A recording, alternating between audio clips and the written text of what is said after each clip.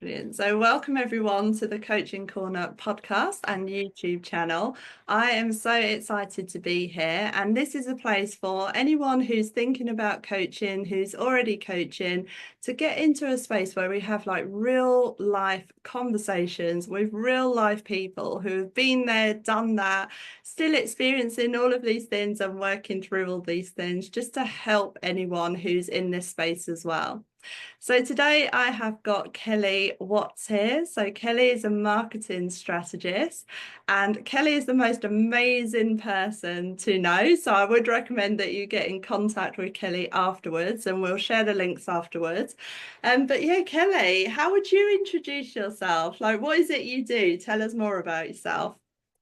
So I've got I'm like a marketing and launch strategist, and I'm doing mindset as well, which I incorporate into how I help people because the mindset is just as important as the business.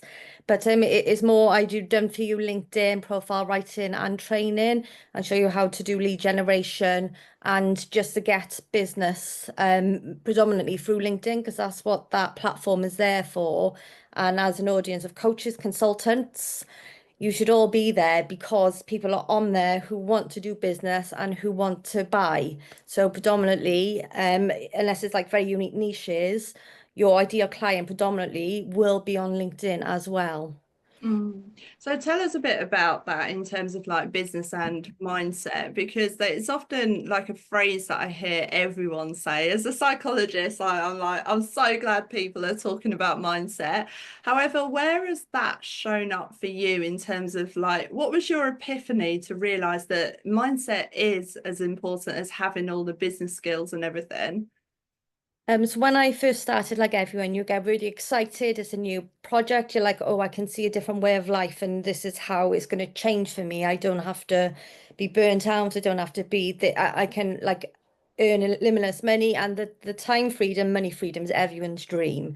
So when you're hitting that and you're getting really excited, you get those little wins along the way, and it comes to a point then where things like dry up because you've got friends or family, everyone who you can help near to you, and then you're trying to reach the outside world.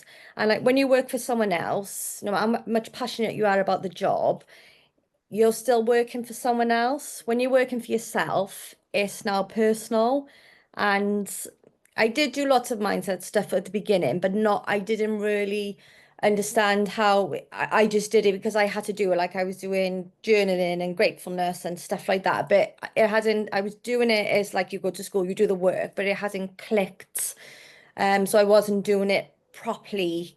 I was doing things but not putting it in. And then last summer, then when I quit my job and I was just doing my business, it started getting a bit more real. And then I was going down the path, and then I was overthinking so much on everything that I ended up just stopped writing altogether. I stopped posting because I was overthinking. I was thinking, oh, does it do this? Does it do that? Does my post get everyone in? Is it taking for the buyer's journey? Am I talking to every single psychology, sales psychology personality in my audience? And it got to a point I overthought so much, I just had to stop posting because all those limiting beliefs were coming in. So I started getting more I'd say more spiritual in a sense, because when we did our book collaboration, and we talking about mental health, it opened up a lot of trauma which I didn't realize. So I'd started a journey of healing, but rather than the traditional CBT and stuff like that, which I've done in the past, I wanted healing, not talking therapy. So I started, Reiki and going on a healing journey inside out. And it was then that I come across like the manifesting and all that world, and how much of that is just mindset. And if I hadn't have started and done all that work, like by December, I would happily have just thrown in the towel, and I would have gone back to work because I was just running myself into the ground mentally. And it gets to a point, and you're just like you're overthinking everything. And it's not that, it's those limiting beliefs. It's because you want something so badly, and it gets personal. So it's just detaching from everything and doing that in a work and the money mindset as well. A lot of it is also money mindset as well. So doing a lot of subconscious work and stuff around confidence for me has helped me, and money work as well. And just detaching myself from the outcome is a massive one. You've just got to do the work, work on yourself. And I wish I'd have done more. It's only when you do something like this, you realize how much limiting beliefs we actually have in our lives because this is now so personal. Absolutely. And you've mentioned that a couple of times, well, quite a few times, about like your business becomes like personal. When you're working for someone else, it's someone else's business. Maybe even sometimes if you're working in a corporate environment, you don't even get to see the business owner. So it does feel less personal. It does feel less like attached to you and your worth as a person. So I love what you said about like being able to detach yourself from the outcome in terms of like if I always say to people to like treat it like there is no failure, it's only feedback is how I see business. So when someone doesn't buy, when someone does buy, it's giving you feedback as to what's working, what's not working, where to actually like tweak that. How have you been able to separate your worth, like who you are as a person, from the outcome that you get? Like whether it goes well, whether it doesn't go well, it doesn't define who you are as a person. How have you managed to do that? So I just do what I've got to do to achieve that outcome. So I don't think, oh, I haven't made this amount of money or I haven't got these many clients. I've got to work harder for it. You've just got to get your plan together, get your strategy, and just do the work towards it. But whereas before, I'd get up, I'd do the school run, I'd come back, and then literally 9 till 3, I'd be sat there trying to create programs, all this training. First thing I do now is I go for a walk, then I do my journaling and I do my mindset or some meditation. And I don't get up at 5 in the morning. But I do this work on me and I'd work less, but I've got so much more opportunities because I'm working on me. So I every day I aim for something that gives me joy, and that's my goal for the day. If I'm feeling stressed or I'm just like overwhelmed, or you just feel that constant like wanting, like you're running in circles and nothing's getting done, then Yeah. you need to stop. And the more you work on yourself and the less you do Mm. being glued to your computer, the more everything else comes from it. So it's It's about, so funny, isn't it? yeah. Because like people talk about this, but until you've actually experienced it, you're like, oh my goodness, like some of my biggest clients, biggest contracts would come from a referral, not lots of like running around and doing all of these things. So Yeah. it's just amazing. I love your story as well. Whenever I see your LinkedIn profile, I see the little My car car. there. Like Kelly is amazing. So Kelly built her business in her car. So if you're thinking, I need an office, I need this space, I need this equipment, I need the next like greatest camera, whatever it is, like Kelly, how do you do it from just like in your car? So when I first started, obviously I was working, I was a TA, and I was single mum for 8 years with my son. So I've always been like on my own with him. So I think that gives you a lot of resilience, as well as, multitasking and other things. So I'd literally do the school run and then I'd have like say 10 minutes spare before I have to drive to work. So I would just sit there and I would like see how many videos I could record in that time, and then that would be my content for the week. Or every morning, I'm not a morning person, but I would get up 6:30 every day, an hour early every morning. I'd go on, do all my connections on LinkedIn, Facebook, Instagram, all my comments. I'd spend that hour doing it because I wanted out, and failure wasn't an option. Obviously, you said earlier, failure is feedback, and that's what I agree with. Failure is just another chance to practice. It's just a learning curve. And it was just like, you're sat on site school, you're in the car park for 10 minutes before you got to pick them up. So, I would just use my time for it because I wanted it quickly as well, which is a good thing, but not always good. Because you can make sometimes wrong decisions or you don't look into things properly or whatever. But again, it's led to me where I am. So I'm glad of everything I've been on. But it's just I use lack of time as a reason to grow my business, not an excuse. Because obviously, we'd finish work, finish school. I go from my school to his school. Then he'd have hobbies, and Yeah, it's just that dead time. Whereas you could be there scrolling, I was doing the opposite. I was connecting. So because I wanted, because you come the evenings then, you know, you're tired. I still got two dogs to walk. I just my partner, you got to do the tea. You got to do, you know, yeah, weekends, shopping, family time. So, you know, I was trying to use as little family time as possible to do yeah. those needle moving activities as such, because that's what grows your business, those tasks, not sat there studying for hours and hours, which I did as well, which was Yeah. wrong, if you know what I mean. So I think like what you said before about I feel like the dots connect. Like when you look back and you think like I wish I never did that. I always see it as like now that I've done that, how did it like help bring me to this place here? And what have I learned from that? And what you're saying now, like brings back so many memories about being at university, working 5 jobs, like having the child, picking them up, all of these different things. And I think what you said is so accurate about you just learn to use your time differently. So many of the people that I was at university with, they'll say, like, how did you manage to get your assignment in on time, like early? When you've got a child, you've got all this, and like they didn't have children. And I was like, I just use like time differently, like really kind of structured with my time, and use every minute to like get visible, build the business, things like that. I love, so you mentioned about being a marketing strategist. So I'd like to understand a bit more about like if no one knew what a marketing strategist is, like what is a day in the life of your life? And also something that I know that you've done before is like pivoting.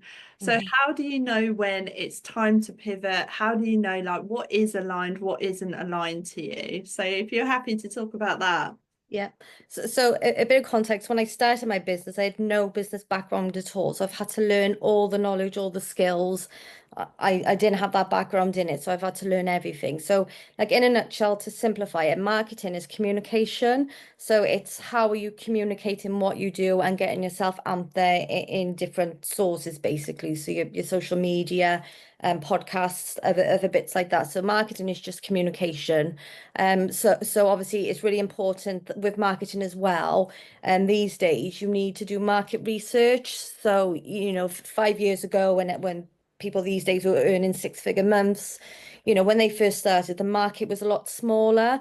So now online, it's more important than ever to do your market research because you can't just have a made-up ideal client avatar. You need that research because you need to know your ideal clients, the buying behavior. You need to know, you need that data to create your offers. You can't just create one out of the air now anymore. You really need that information to help you with it. So when I first started, I was coaching in because I worked in education. I was a TA. I wanted to help teachers leave teaching and become coaches because their skills are just so valuable and transferable. Coaching is a natural pivot for teachers. So I built that up. And then when I actually left the job last year, it just didn't feel, and just beforehand, it was just not feeling quite right with it. Um, and you sort of you become your own ideal client as such, didn't you? So I'd done this journey or this learning, and I didn't get much traction either with it. Obviously, I didn't have a lot of business background. I was told wrong things. I was guessing all my research, just making things up. So obviously, I've done a lot of learning since then. And it just doesn't feel right. It's like when you're in a job and you're just ready to go. It feels like that. You're not getting that excitement for it, that that love for it. It just doesn't. You're writing and you just it just doesn't feel sit with you anymore. So it's don't be afraid to pivot because you're better off just turning until you find you're in the right direction. But because everything you've learned, once you've learned to know how to market, to grow your audience and how to do all that, you can do it to a new audience. So when I pivoted from helping teachers, I had 5,500 LinkedIn connections, and they were all teachers. So I hired a VA to delete them all for me, and start again because it was a completely new niche. And obviously, all my would have been going out to the wrong people. So it was easier. I just paid a VA a couple of hours to delete all my LinkedIn connections for me, and I start again. But now in a few months, I'm just short of 3,000. But that's because That's I've got the amazing. skills to, and I know how to attract and connect with, my ideal client now as well. So And the thing is, it does affect things. So if you're not, so if you're putting out all of this content and it's not your ideal client, they're not engaging with that content, and then like fewer people are seeing it because you haven't got that engagement in it. So I love the fact that you're just proof that you can kind of just pivot and I know like it's quite scary, like thinking about 5,000 contacts, that deleting them, starting all over again. But you're right, like you've got these skills for life and you can just like build that up really quickly. So in terms of the marketing strategist, you mentioned about like these skills that you've developed over this time so that you can like just start again and build it up quite quickly. What are these skills? Like what can you help other people with as a marketing strategist? So mainly a lot of it is like market research, but the main thing that we do when we're online is we quiet our voice. We try to be someone else. We try to shout loudest. We try to use all these fancy words to fit in, but that will go against you. Like I said earlier, market research is key. You need that data. You need your niche, and like with everything here is about you've got to narrow down your niche, but it is really important too because that helps you with clear messaging, clear. And when you've got that small group of people, it's easier then to get that market research for them. And then from your market research, then you do your ideal client, and then use that research then to create an ideal client avatar. And then you can create your offers from it because you know how people are going to buy. You know that they have the same values as you. But the most important thing is I help people just to be themselves. And because lots of people like to give themselves these fancy titles and say, I help people in a glow or I'm archetype of this, but we don't use that language. And as a marketing point of view, it doesn't come up in SEO. So SEO is really important, so especially like on LinkedIn. So if you're calling yourself in a glow up architect or something, you're not going to get seen because I don't walk down the street ringing my mum and say, oh, hi, I need a, do you know anyone that can give me an inner glow up? Do you know what I mean? We don't use those words, and Yeah. people are saying you've got to shout loudest to be. You haven't. You've just got to be you, and it's just with Right. with marketing, it doesn't have to be just social media. If it doesn't make you feel comfortable, I came off and started doing in-person networking because I just felt like I was stood behind a screen and that laptop was controlling my business Mhm. because unless there's likes, and again you can't confuse vanity metrics with analytics. It is hard to know what's going on. There's no one telling you, oh, I think you're really good, or I really need you. Because obviously we have people who are lurkers as well. But then you go networking it, and when people ask what you do and you tell them, you're like, oh, I know this, or so and so does this, or you get that immediate feedback. And business can be lonely.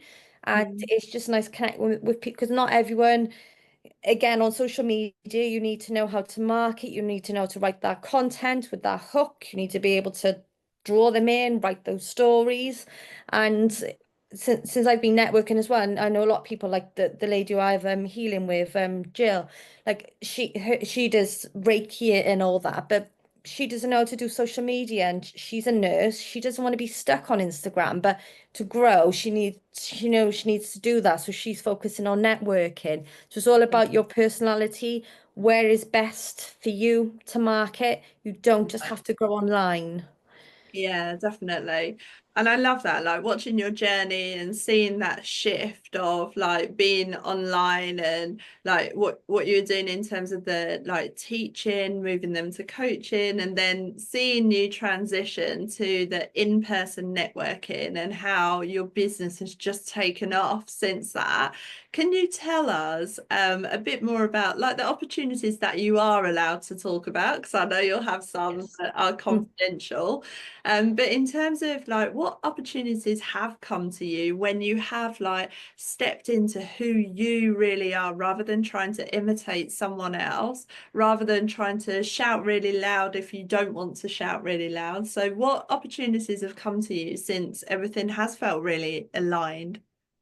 So I started I like because we had our call as well, and I said, oh, I wanted to do more in person. So I was doing in person, but not regularly because one, I was thinking, oh, it costs a lot of money. But at the end of the day, you're growing a business, you have got to invest, and it's just looking what's the right investments for you.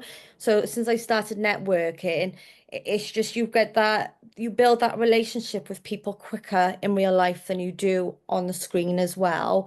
And so I started networking, saying I wanted to do that more. And then I was asked to run a new networking group that's opening in Caerphilly. And it was literally the same week I said I'd only been to this one a few times and they're expanding and they've asked me to run that. And then I went to, and I've done like 4 or 5 LinkedIn trainings in these groups as well. And then I just ask, I'm invited now to more networking groups as well. And then I did a training yesterday for one, and then they've asked me to be a speaker at a business expo in November. So it is literally like I went to these because I felt more aligned. And since I've gone to them without just turning up and being me and doing what I do, I've had opportunities given to me. So, I'm really grateful. And that's without, trying to put on this persona or anything that we do online. It's just by turning up and being me. I'm just a mum. Do you know what I mean? So for to just go to these events once and then be given all these opportunities to, run my own network and talk in front of hundreds of people and stuff. It's just from, and that's what suits my personality. And as humans, we need human connection. So that's what's worked for me. Amazing. And I love that you said that because when you said about like building a relationship, it's easier like on like in person rather than online. Like other people might feel the opposite of that. So it's really important to like just do what it feels aligned to you because like you said, like it feels effortless sometimes. Like these opportunities are just coming to you rather than feeling like you're almost kind of struggling uphill. So one of the things that we spoke about before we started recording, I'll just end on this point. We mentioned about like coaching is one skill set, and then building a business and doing the marketing is another skill set. And often we kind of like train as coaches and we think, right, I'm going to start my business, and then we're like, it's quite a shock how much you do have to learn about business or obviously pay someone else to do it. So, Kelly, just tell us a bit more about how you can help people who have maybe like trained as a coach, consultant, or whatever it is to then grow their business and do the marketing. And also, where can people find you? So, so when you start your business, a lot of people go straight for like business coaches or whatever because they just think automatically business, but it doesn't necessarily give you the skills. So you do need to learn business skills like strategy, stuff like that. But no matter where you are in business, you're always going to have to market. So whether you're new, starting out, scaling, pivoting, market research is always going to be key at every single level that you do because it's not just that data, it's also analyzing your competitors, your SWOT, your pestle analysis. They're all really important. But you also need to learn how to sell. Just putting up a post about this is my offer isn't going to sell. That's just one part of a sales strategy. So learning how to market and learning how to sell, because again, as your business develops, you can learn more of these skills as you go to the next levels as well. So it's really important to make sure that you research who you work with because, working with a copywriter, you're going to be able to write well, but if you haven't done that research, it's not necessary. You might be brilliant at writing. Like I was told loads of times, oh, your posts are really good, but I was just writing posts with no accurate audience behind it. So learn how to market and learn how to sell. Um, that's basically the main tips of what you need to do on the business side. So, you're a great coach, but when you start out in coaching, just remember it's a business. So unless you're going to work for someone else as a coach, you need to learn some skills as well. So I'm predominantly on LinkedIn. So on LinkedIn, it's Kelly Watts, and I'm also on Facebook and Instagram as well. So feel free to, come over, chat. I just love helping people. I've been there. I know what it's like to start from scratch with no business and going into coaching and thinking, oh yeah, it's going to change my life. But knowing what you've got to learn to get started. So if anyone wants like any information, feel free to get in contact. But just to leave on one note, um, aim for joy, aim for happiness. That's your main goal every day. What can I do today that's going to make me happy? And work on yourself as much as your business. I love that. I love that. And we will put the links underneath so you can get in touch with Kelly. So thank you so much, Kelly. Great to see you. Yes, thank you for having me. Yeah.